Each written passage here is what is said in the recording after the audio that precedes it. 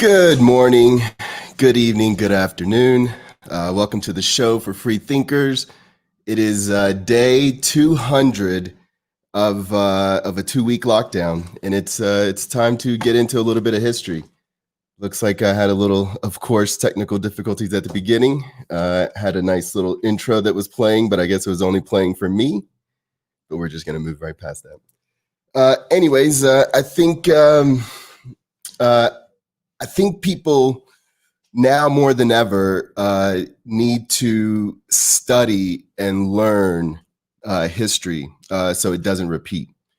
And that statement has taken on a brand new dimension. When it comes to this world that we live in today.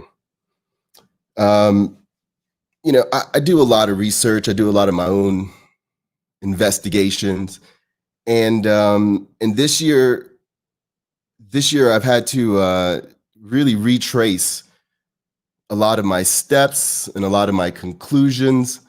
I've had to try to really put things in perspective with what's going on as it continues to snowball into something greater than what we can see at the moment. And this is no longer a passive moment. It is, we no longer have the luxury of hope. We no longer can really rely on the authorities that we have and the institutions that we have to guide us in the right way. So I think, with that said, I just think it's time now that we really must take an active role in the information that's presented, our history, and one of those histories we're going to talk a little bit about today is going to be the Revolutionary War and what all that meant. But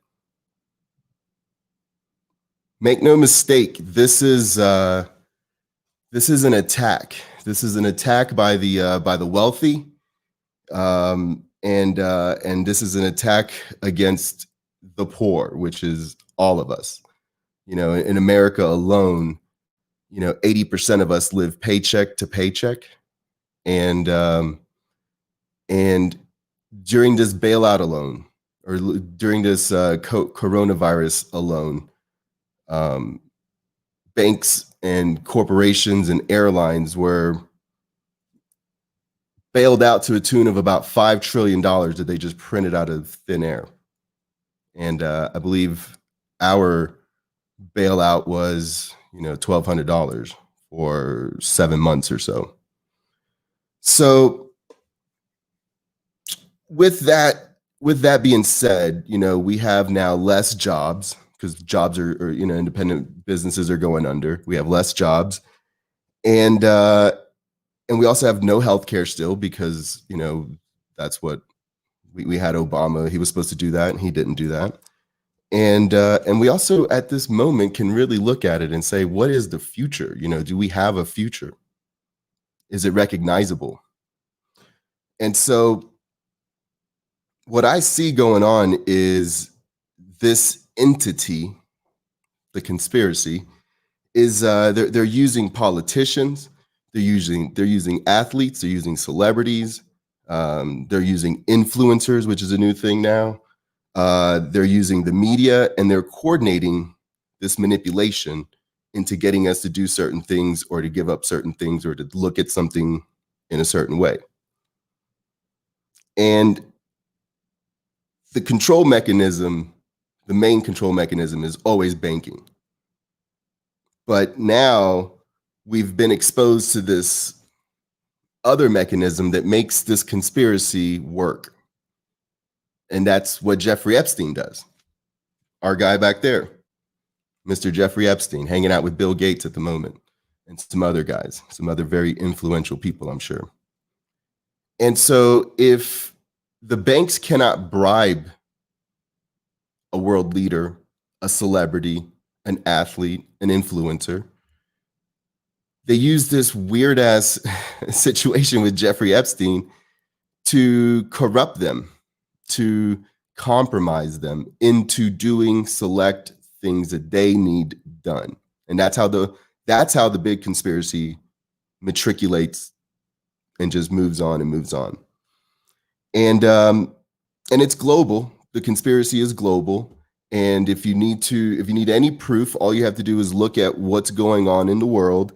And every country has a tailored response for those people of that country. So France's response is very similar, but it's tailored for what's going on in France. Same thing with Australia, which is, man, my heart goes out to them. Well, I'm sure we'll be there soon, but they're really taking the brunt of what the New World Order may look like. So you look at what's going on in UK, if you just look around the world, the coordinated level of what's going on, and they have this saying called building better, or build it better, like every country has that same phrase going on.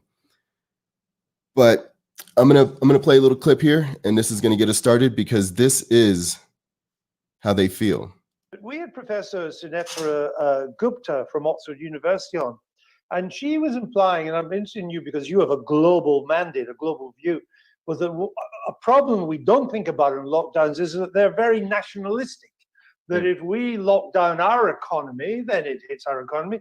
But it also means we are not buying stuff, we're not trading with weaker economies, we are not just destroying our own jobs, we're destroying the jobs of all those that in the poorer parts of the world that export to us. That seemed to me to be a reasonable point. Really important point by Professor Gupta. I want to say it again. We in the World Health Organization do not advocate lockdowns as a primary means of control of this virus. The only time we believe a lockdown is justified is to buy you time to reorganize, regroup, rebalance your resources, protect your health workers who are exhausted. But by and large, we'd rather not do it. Just look at what's happened to the tourism industry, for example, in the Caribbean or in the Pacific, because people aren't taking their holidays. Look what's happened to smallholder farmers all over the world because their markets have got dented. Look what's happening to poverty levels. It seems that we may well have a doubling of world poverty by next year. We may well have at least a doubling of child malnutrition because children are not getting meals at school and their parents in poor families are not able to afford it. This is a terrible, ghastly global catastrophe, actually. And so we really do appeal to all world leaders. Stop using lockdown as your primary control method. Develop better systems for doing it. Work together and learn from each other. But remember, lockdowns just have one consequence that you must never, ever belittle, and that is making poor people an awful lot poorer. And that was a World Health Organization spokesperson. And even though it seems like they are the ones that have led the charge for lockdowns, now they're slickly on the sly saying, hey, you shouldn't do lockdowns, because it is obvious what lockdowns are going to do, and it's going to harm poor people. So this isn't a global attack by wealthy people using puppets, whether they're politicians, athletes, influencers, or what have you, to push this narrative of that we have to do this for the greater good, and you have to sacrifice your rights and your freedoms and your jobs and your businesses, and you should forego contact with other humans. We have to change the way we raise our kids. Like everything is just doing this. And if you coincide this with something like, well, let's just say this. If you look at the global coordination, you will find that at the heart of this coordination, you will find two references to two key documents that have come out. One of them is called Lockstep, and that was released in 2010 by the Rockefeller Institution. And if you go back, if you look it up, it's very clear of how they would handle a pandemic and uprising, how they could structurally handle the policing part of it. That's what the lockdown document was. And that's what they're doing in Australia, basically, right down the line. And then if you look at another document, and it's by the it's called the Global Economic Reset, and it's by the World Economic Forum, and you can really dive into it if you go into something called by them called strategic intelligence, and it's an AI, and it's already mapped out how everything's going to break down. So whether you choose a country, China, USA, it's gonna then tell you all the different steps that they're going to need. So the global coordination is there, and it's being orchestrated right in front of our faces. It's just for some reason we can't just put it all together, or at least not all of us. But it's right there. It's right there. And those two key documents, the lockstep one from 2010 and the Global Economic Reset, Strategic Intelligence, AI, by the World Economic Forum, that's where you'll find the template for this coordination that's going on globally. So with that, and with climate change and a Green New Deal, that's where they will usher in this new world order. And with that, I'll give you a couple of slips, because this isn't by chance. Like, these people are being told, they're puppets, they're being told. But at the moment, what I'm seeing as health minister is a level of apathy, a level of complacency. I understand that, but I'm not happy about it. I'd also say this: the other area of danger is the place that we would normally consider to be the safest place on earth, our homes.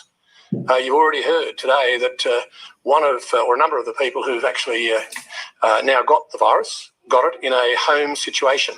And we'll hear more detail about that in due course. But it is both a safe place and a dangerous place. We must treat this new world order, this new world of COVID, we must treat this new world of COVID, even in our own homes, with a high level of care and caution. Because otherwise it doesn't work. So you got to eliminate that compliance, and you make a mandate. And then you do training, particularly in the city, I'll call them licensing departments, whether it's zoning, buildings, housing will be impacted by it, planning certainly, and you pick the people to run those agencies and the deputies that are pledging allegiance to the new world order and good governance. And then I think you have the inspector general do some spot audits to make sure that with the executive branch. And I could go on and on with examples of world leaders accidentally saying New World Order or purposely saying New World Order. They don't hide this conspiracy very well. That's the easiest place to hide such a grand lie, is right in front of your face. It's been proven before, and now they've perfected it. And we've seen this attack before. And this is when we'll get into a little bit more of the history of what the Revolutionary War was. Now, we've seen them attack us like this before. And the Revolutionary War wasn't just, hey, we want to be free, and then, okay, and then that was it. That's not what it was. There was actual contempt for the poor. There was actual contempt for the colonists. There was actual contempt, and they tried to corral them. And I will give you a list of the things, of the circumstances that led to the Revolutionary War. It wasn't just one act. It wasn't the Boston Tea Party. It wasn't just one thing. It was an assault. And before we go any further, going to give a shout out to the Flickwick, our sponsor. And the Flickwick's pretty badass. It gives you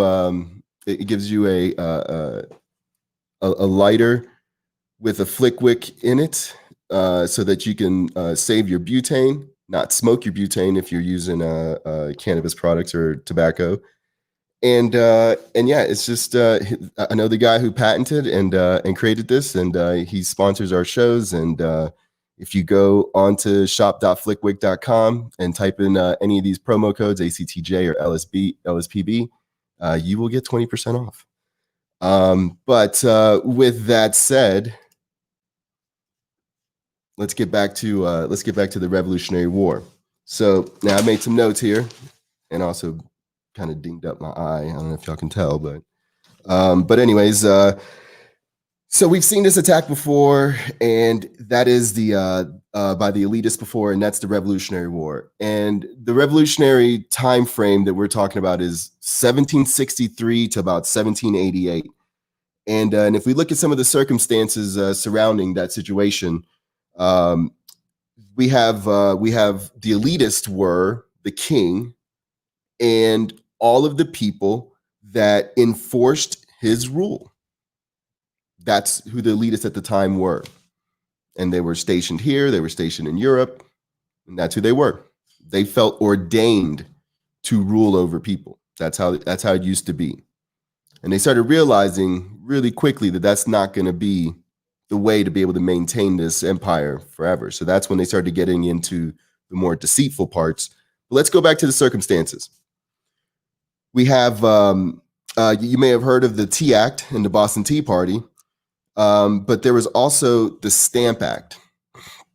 And the Stamp Act was literally a daily living tax. And it wasn't just a tax. You had to have an official stamp on all of the products that you sold or all the products that you purchased. That sounds a little familiar to what's going on currently, and I'll show you, I'll elaborate on that a little bit more. So not only did we have the infamous Stamp Act and the Tea Act, but we also had the Sugar Act, which was the American Revenue Act. We also had the Quartering Act.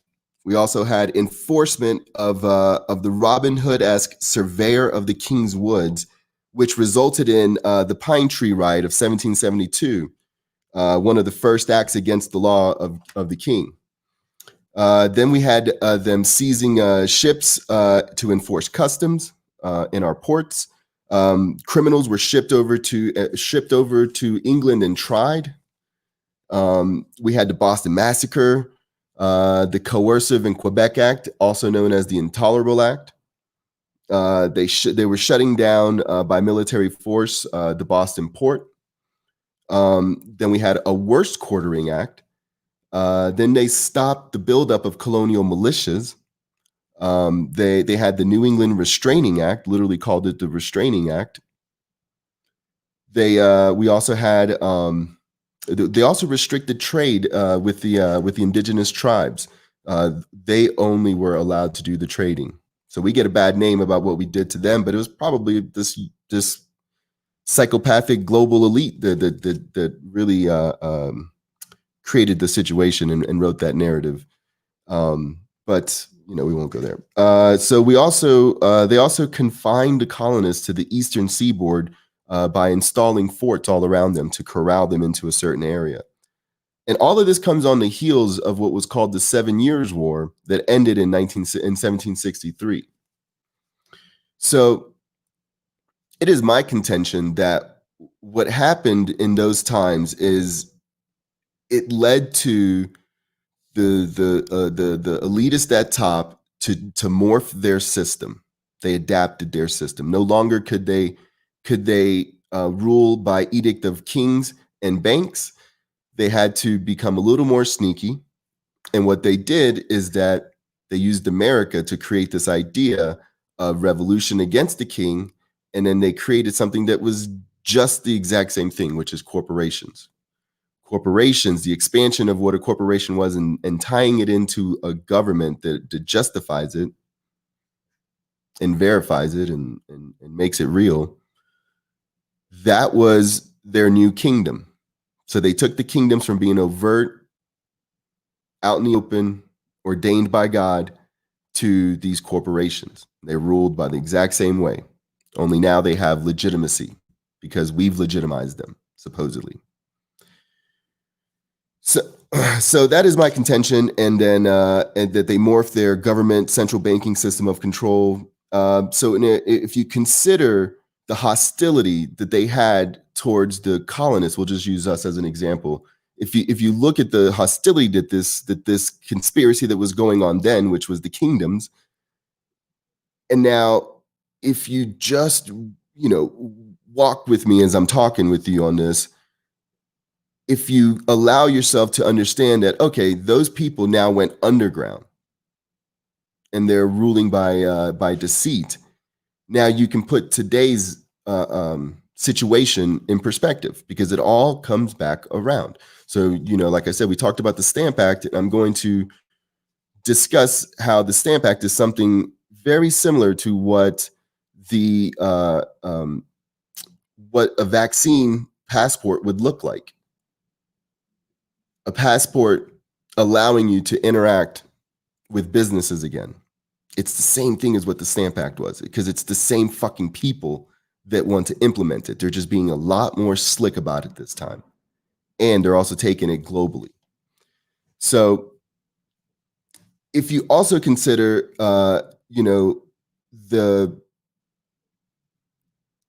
the way that, if you also consider the way that it all went underground and is very secretive, you can even allow yourself to believe that maybe we didn't win those wars. Maybe we didn't win that war. Maybe we were defeated, and we just had the illusion of victory. So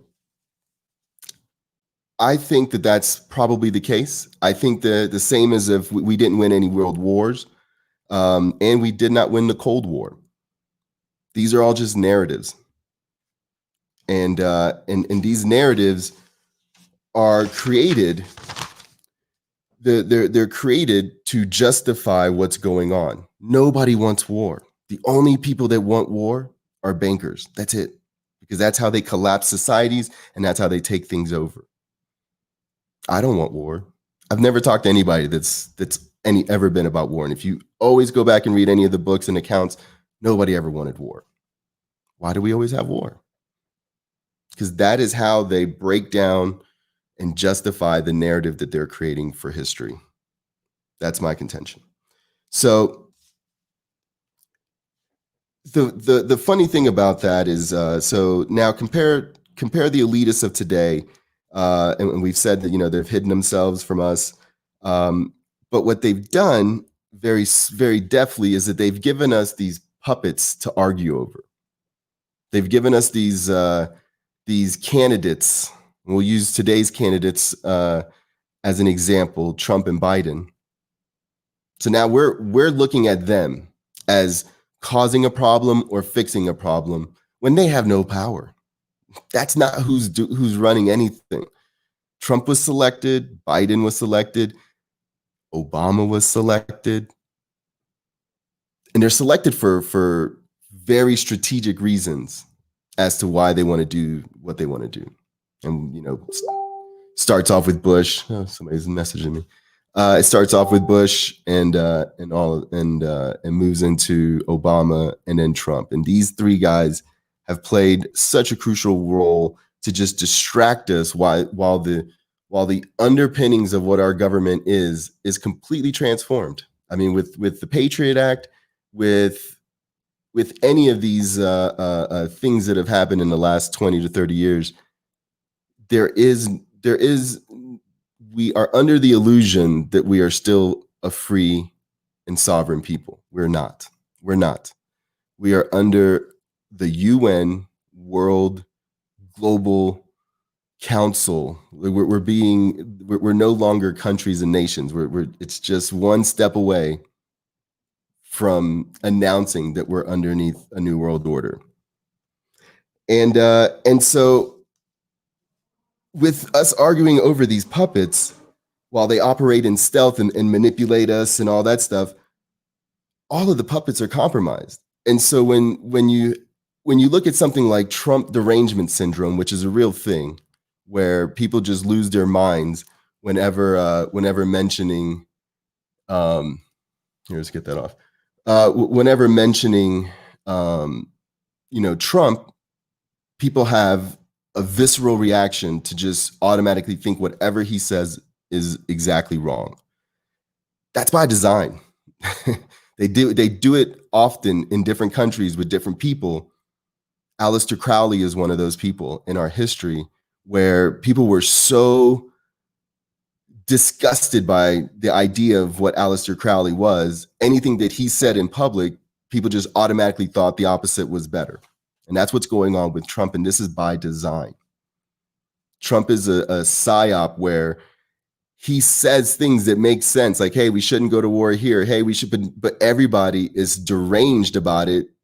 And they think that he is causing all of this. Or they say that he is the worst president. This has never happened before. And I laugh because I've been paying attention to this. And so Trump is not the worst American president. I'm just going to, is he the best? Is he a good president? No, none of them are. But is he the worst? No, he's not even the worst in this millennia since 2000. You got Bush and Saint Obama are way worse than him.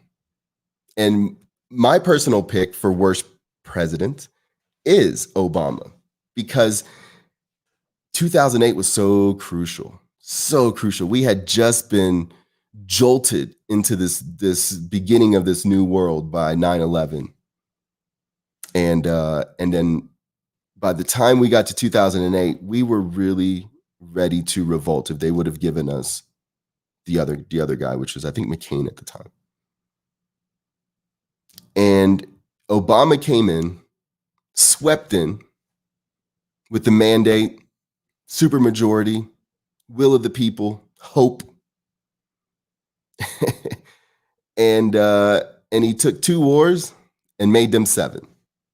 He passed the bank bailout immediately that Bush couldn't even pass. He was the worst American president. And I think I even wrote down some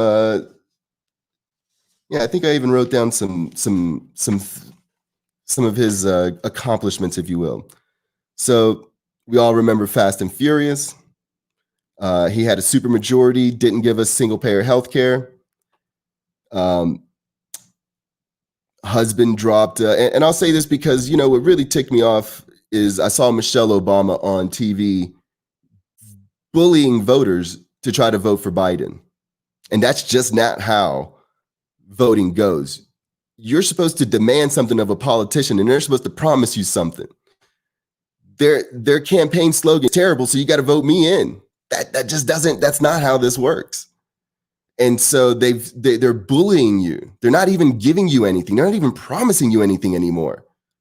If you look at the debates, both Biden and Kamala avoided any questions about what they're going to do for the people. All they have is that Trump's bad. We're bad, but fucking Trump's worst. And he's not. So anyways, we'll continue on. So Obama dropped more bombs than Bush. That's crazy.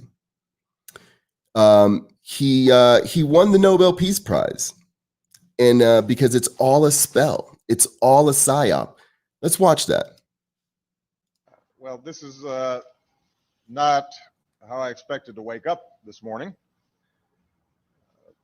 After I received the news, Malia walked in and said, "Daddy, you won the Nobel Peace Prize, and it is Bo's birthday." And then Sasha added, "Plus we have a 3-day weekend coming up." So it's good to have kids to keep things in perspective. I am both surprised and deeply humbled by the decision of the Nobel Committee. Let me be clear, I do not view it as a recognition of my own accomplishments, but rather as an affirmation of American leadership on behalf of aspirations held by people in all nations. To be honest, I do not feel that I deserve to be in the company of so many of the transformative figures who've been honored by this prize. A little bit of honesty there. So it's a psyop. He also had a moment in 2016, because we all know about Flint, Michigan, and their water, where he sat in a press conference and drank a cup of water from Flint and said, "Up, the water's good." Yet he still admitted, shortly after doing that little promotional stunt, that water was filtered. That you have to filter the water. All he does is he gets away with it because of the psychological media ploy that they did, that he's this guy of hope and he's this elegant man and he's half black and all that. It's all bullshit. He was the worst because he ushered in so much of the template that Trump is standing on right now. I mean, whether it's the cages of the immigrants coming in, if it's separating kids from immigrant families, that wasn't started by Trump. That was started by Obama. Let's continue. So, not only the Flint, Michigan water in 2016, but committed a genocide in Yemen, which we're still dealing with. And now our department has dropped it down to where Yemen people only get 25 cents a day from our State Department. Tried to overthrow Assad in Syria. Lied about chemical attacks. Funded ISIS, got busted for funding ISIS, our arch enemy. Tortured whistleblowers. That's a fun one right there. He tortured Chelsea Manning into lying about to try to get him to lie about Julian Assange, who we are still persecuting. Coordinated, Democrat, Republican, it doesn't matter. Presses does not exist.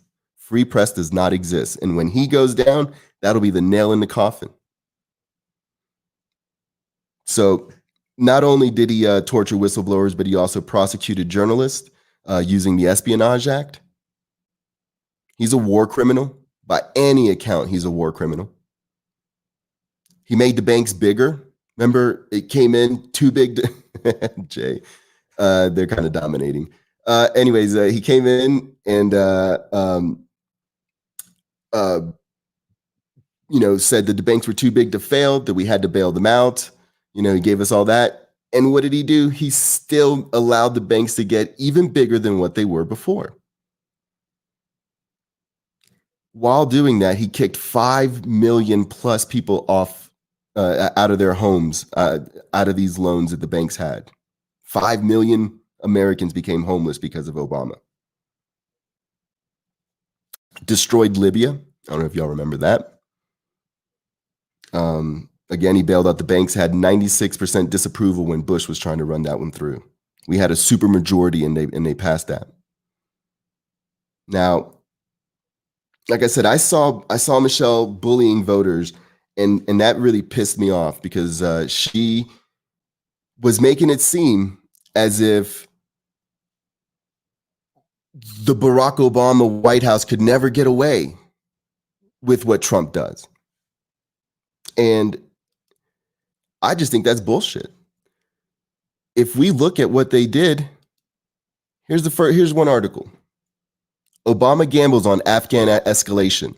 So he comes in as the president that's going to be of peace and immediately starts escalating our wars. That's just immediately. Then we all know about the Wall Street's bailout failure. It was described. It was talked about. That guy right there is Geithner. He's from AIG, one of the groups that initially went into China back in the 80s and 70s. He picked the wrong people, but he did it so smoothly that nobody cared. He did it so smoothly that nobody cares. Now, here's a big one. His White House set to reauthorize military equipment for police.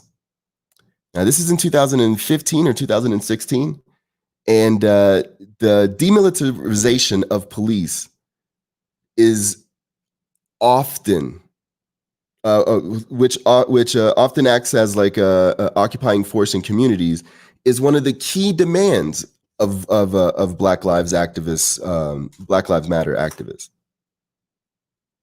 So the thing that you were arguing with right now with BLM and Trump was created by Obama, the worst American president that we've ever had, because he was so fucking deceitful.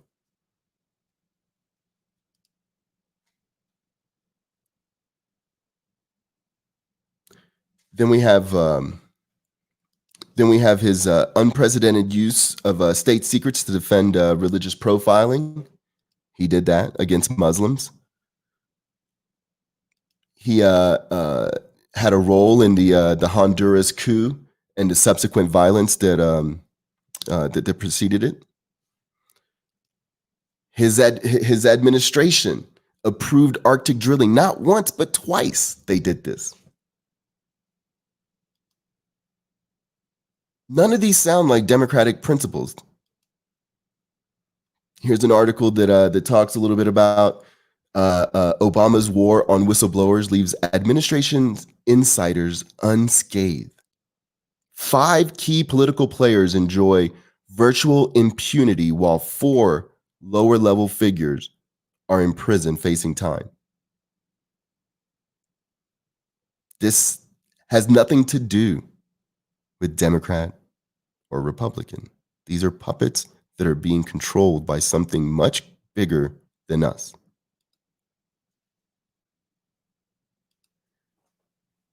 This one right here says, U.S. says deportation of Honduran children a warning to illegal migrants. So he deported children, broke up families as a warning to others. That's what his State Department says. I just don't understand how anybody, and I get into this argument daily, which is why I'm talking about it, where people are like, oh, Trump, terrible. I wish we had Obama back. Really? I wish we were back in that time so that you could start paying attention like you are now. Maybe that might help us because Obama is the worst American president that there has ever been. And there's just no doubt about that. And so we know these presidents are puppets, and they're here just to distract us. And they also create the justifications and they push the official narrative forward. The real power are is in the hands of people very much like that gentleman right back here, Mr. Bill Gates, very much like him. The real power is in guys like William Gates III.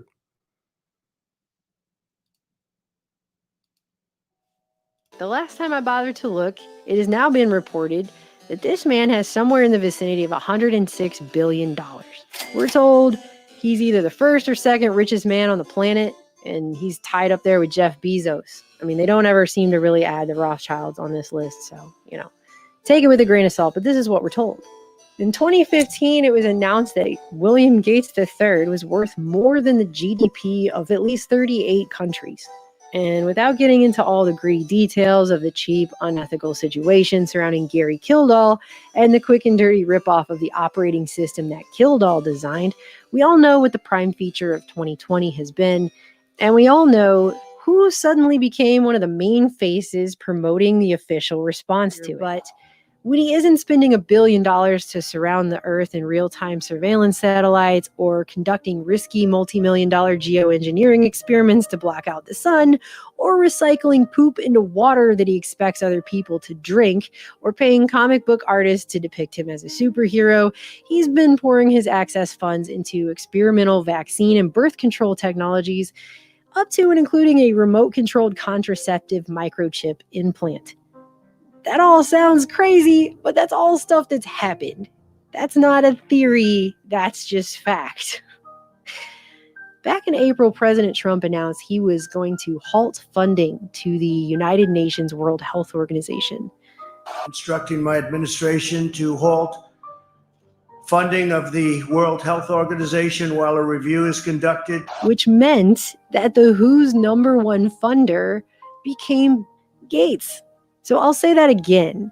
Modern humanity as a whole reached a point this year that William Gates III became the #1 funder of something called the World Health Organization. And you didn't exactly see the media jumping over themselves to point out the fact that this guy also is the guy who they're running to left and right to promote everywhere they can in the face of this situation. And the media was supposed to be our unofficial fourth branch of government, right? The protection of whose press freedom was spelled out in the First Amendment to the Bill of Rights has been solidly undermined by billionaire-backed philanthropies over the last century. Gates, through his charitable Bill and Melinda Gates Foundation, has been funding everything from media outlets to journalistic institutes around the globe for years, giving money over time to mainstream names like ABC, NBC, National Public Radio, BBC, The London Guardian, Al Jazeera, Univision, Medium, The Atlantic, The Financial Times. That's just naming a few. Not to mention organizations like the Center for Investigative Reporting, or charitable outlets affiliated with major news organizations like BBC Media Action or the New York Times Neediest Cases Fund. The man who once paid to have himself depicted as a comic book superhero has also funded media companies that then went on to create so-called documentaries that depict Gates in a positive light. See how that works? I mean, the full list also includes internet fact-checking associations, which are now determining what is deemed quote-unquote true or fake news, and therefore in some cases what is allowed or not, or what is censored or not on our major internet platforms, which are now the modern digital public square. To say that all this financial backing isn't shaping the quality and nature of the information that the public ultimately receives, or doesn't receive, as news, is just silly. I mean, it was reported that by June 2020, June of this year, the Gates Foundation had already given away more than $250 million towards journalism, to go along with the millions upon millions that he spent on the major science that this society is relying upon. So in short, this isn't just some billionaire happily swimming around in his gold in a vault somewhere like Scrooge McDuck. The things that William Gates III spends his money on end up affecting us all. And which activities like mass gatherings may be, in a certain sense, more optional. And so until you're widely vaccinated, those may not come back at all. Stating in a March 18 Reddit Ask Me Anything session that, quote, eventually we will have some digital certificates to show who has recovered or been tested recently, or when we have a vaccine, who has received it. And he's saying we're going to need authorization through a system, a new system that's going to be put in place. In one appearance, he referred to this as a digital certificate that he says we will be expected to use in the real world.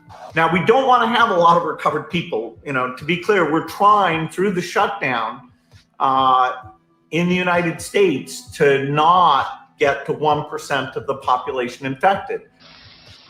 I believe we will be able to avoid that with the having this economic pain. Eventually, what we'll have to have is certificates of who's a recovered person, who's a vaccinated person. So let's think about this. The Stamp Act of 1765 was in many ways provoked as an issue, but this is because it was an excellent showcase for the corrupt principles at hand. The Stamp Act was important to reject not just because of the lack of due representation or the colonists having a say over those who would govern them and decide what taxes to levy upon them. This was doubly important to reject because the Stamp Act sought to impose a check and middleman over literally every avenue of colonial life at the time. These things would not all just be taxed, but like the name says, they were requiring a stamp. So these activities were also being regulated in this way because by denying a stamp, you could also deny basic participation in those activities within the society. Really, how far away is that from today's concept of a digital certificate that allows the public access to what are public spaces and people's private businesses within the bounds of our physical world? I mean, this is an affront innumerably worse than the Stamp Act.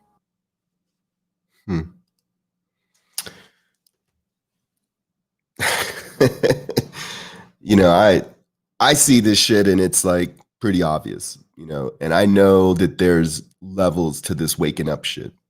I know that even what I know now, just from the studies that I've done to kind of recapture and recoalesce, you know, what I thought was going on, and it just seems very obvious. But if I would have known what I know now back then, it would have been scary. You know, I think the way it goes is that there has to be little small levels to waking up to to realizing this great grand conspiracy. Then it all becomes easy. Then you got the sunglasses from They Live. Then everything's put on and it's like, okay, that's what that is. That's what this is. That's why immediately when this 2-week lockdown, we all said it's never going to go back. And now here we are 6 months later and it's never going to go back. We are in the eye of the fucking storm. When 2025 hits, we're going to be like, God damn, 2020 was good. That's how this is meant to be. This is how they have designed a system to unravel, to unfold, to reveal itself to you in little small steps. And we always say something about, you know, the frogs boiling in a pot very slowly because they don't realize. So you start them off with cold water, you crank it up a little bit, and then they'll stay in there. It's just the way it works. That's what we are right now. We're just little frogs in a pot as they're just cranking up the heat. And Paul, I will link that photo. I will link that video. It's actually a 30-minute video that I cut down into 30 minutes, but it's a good one. But anyways, so back to this. So and the funny thing about people like William Gates III is that he is also a puppet, just like Jeffrey Epstein was a puppet. The people that we see are not the people that rule us. Those are their puppets. Those are their narratives. This is their play. The world is all a stage and everything is coordinated. Everything is coordinated on a global level. And the problem that I have is that back then when we were having this revolutionary war, we knew our fucking enemy. We could point to him and say that king and all the people that believe that king, that's our enemy. That's the enemy of freedom. But today, that's not the case. Everybody is divided. Everybody is conquered. And begrudgingly, I will say, congratulations to the Lakers if they just won the championship. But I think sports should not be on right now if this is as big of a situation as they say it is. But anyways, I love Jay, so go Lakers. Now, the big difference, like I was saying, happens to be we knew our enemy. Now we don't know our enemy.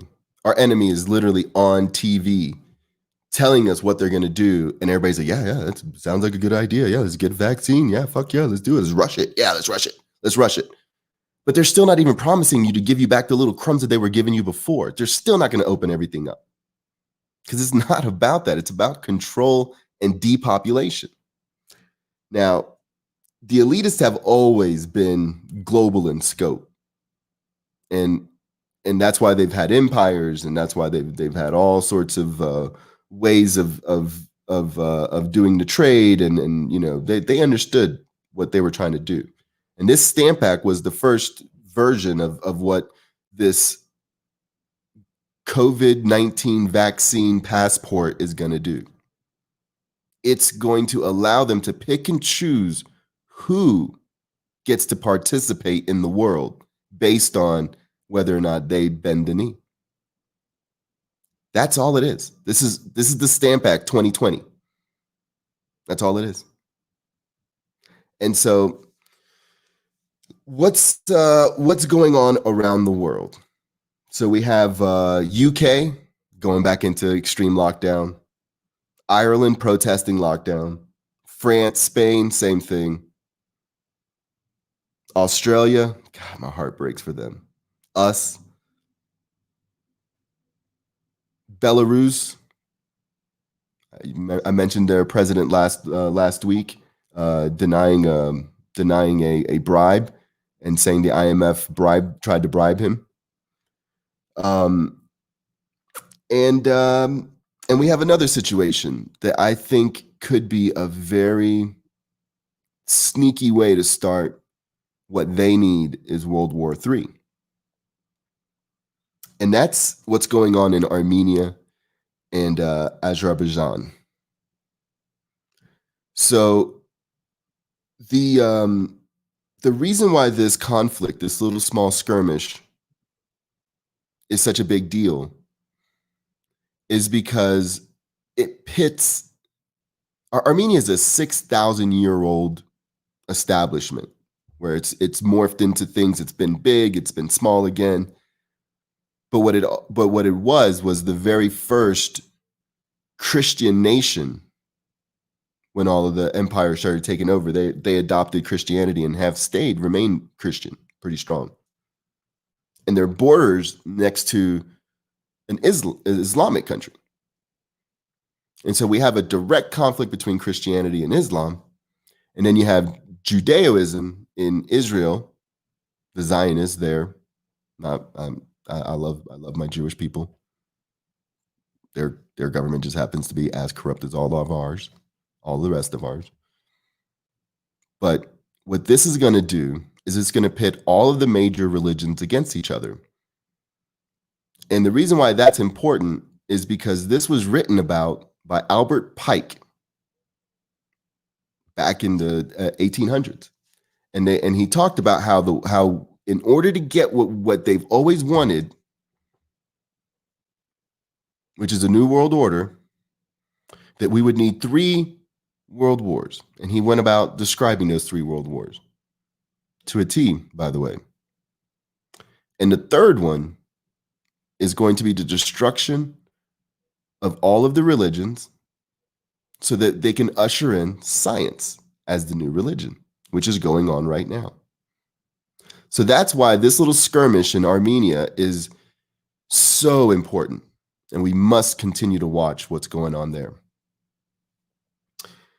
And they have these, they have this already planned. And if you want to see the plan, it's under what's called the Global Economic Reset. And there's another thing for everybody to look up. It's called the Belt and Road Initiative. Now, the Belt and Road Initiative is going to be what replaces all of the trade and streamlines it so that they can control all of the food, all of the goods, and all of the services that goes around.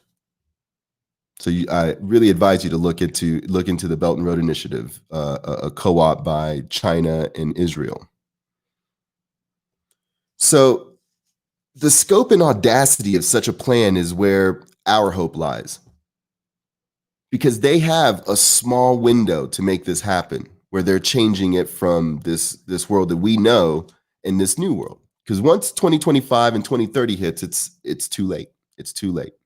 Right now is our only chance, and it's by doing what you're doing, which is looking at alternative information, which is knowing your history, standing on principles, and engaging people and talking to them. That's the first step. We have to do this. We have to do this because a lot of people don't know their enemies.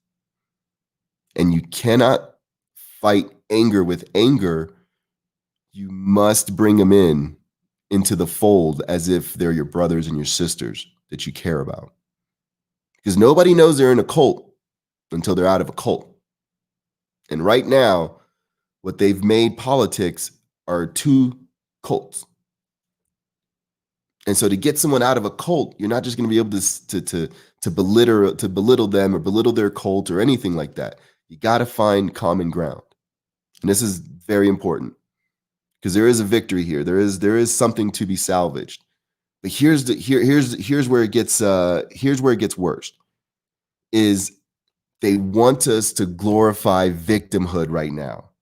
That's what they're doing. They want us to feel like victims. And the thing about during the Revolutionary War, and we may have been tricked into thinking we won that war, but what we did gain was a sense of pride and a sense of worth. We went from being a king's subject to feeling that we were free people and were willing to do whatever the fuck it took. That's the mentality that we have to have. We cannot be and look at ourselves as A, subjects, or B, victims. We absolutely cannot accomplish a goddamn thing if we are looking at ourselves as victims, or looking at ourselves as subjects, or looking at ourselves as not worthy. We've got to recapture this spirit of free people. And we got to see that what they're doing right now is glorifying this victimhood where everybody's like, oh, I'm a bigger victim than you. Oh, look at me. Look at my victimhood. Oh, no. Your victimhood has nothing on my victimhood. And that's what we're doing right now. And it's just another form of divide and conquer. Yeah, but the mentality that it doesn't allow us to prep ourselves for what we need to do to take these people on. So I've identified that during that revolution, we took pride and we gained a sense of worth. And we are not victims, and we are a free people. The Bill of Rights never granted us any rights. The Bill of Rights asserted our inalienable, inherent rights that came from just being alive. That paper does not grant us our rights. Our rights exist permanently. And that's where we are. So we'll continue the conversation next week. I am going to leave y'all with, don't leave yet if you've stayed this long. I have a new song, not me personally, but there's a new song out there by people that I really respect, and I put some memes to it. So we're going to leave on that note. Of course, go show love to our sponsors. Go visit the page, TMI, to stay up to date on everything. And I will see y'all next week, and good night. Check this out. If we don't stand up, we fall down. Without exception, this matter reaches terminal velocity. We the ones who fight. So I speak for reception of this philosophy. Fight. Test your might. We the ones who fight.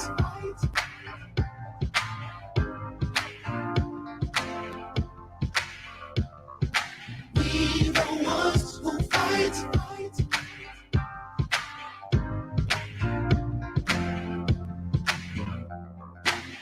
Stand up to oppression. Stand up to all aggression. Stand up, it's time to choose. So your children will never lose. Woo. Stand up, you know it's right. Stand up with all your might, 'cause you know that we the ones who fight. All I know is to keep on going. Just continue to carry on, carry on. We the ones who fight. Said all I know is to keep on going. Just continue to carry on, carry on. We the ones who fight. All I know is to keep on going. Just continue to carry on, carry on. Elevated thinking, higher learning. And now I ain't talking about the cookie that I'm burning. My sermon is for the children and for the mamas and the daddies that ain't earning. Now CBS is burning, but that's the superficial on the surface. The people up in arms cause they killing us on purpose. And now they pray for calm cause America is nervous. You heard me? Thank you for your service, nagger. From a family of military vets. My granddaddy and daddy then were military, yes. God bless the dead, protect the living, and give us the spirit to keep on feeling, cause all I know is to keep on going. Just continue to carry on, carry on. We the ones who fight. Said all I know is to keep on going. Just continue to carry on, carry on. We the ones who fight. All I know is to keep on going. Just continue. I have a cousin named Robert. Robert was a robber. Until my partner snitched on him and my cousin got caught up. First he was tried, then he was convicted. After he was sentenced, found conviction through religion. Reform Robert told me we should only pray to Allah. Told me I should humble myself, take my shahada. You never know, the final day could be tomorrow. Told him peace be upon him and I hopped out the Impala. My other cousin Trapper, wanna be a rapper. Lean sipping, ring dripping, dresses very dapper. I asked him why he do it. He tell me cause it's simple. My body is a temple, in it dwell a soul, and I'm gon' furnish mine in fine fabrics and gold. He told me that we Hebrew and we should pray to Yahweh. As we smoke the zip and dipped out on the highway, hopefully to heaven. Somebody called a reverend cuz. All I know is to keep on going. Carry on. Said all I know is to keep on going. His fist got a cuff tight, no longer enough. For this fight between darkness and light, we must test our true might. No time for the ones who might. Only the strongest will that will desire to instill righteous fire in those they've sired who fight. This a new flight plan. Apply the course of truth, not fiction. No longer is the focus the irrelevant friction between the yellow, the red, the black and white man. We seek the true source. Speak with a new voice. Time's up. Can no longer afford the expense of giving you choice. We now demand compliance. Can't withstand defiance. Clear your soul and mind of pseudoscience and archaic premises. There's no right defense. You either with me or nemesis.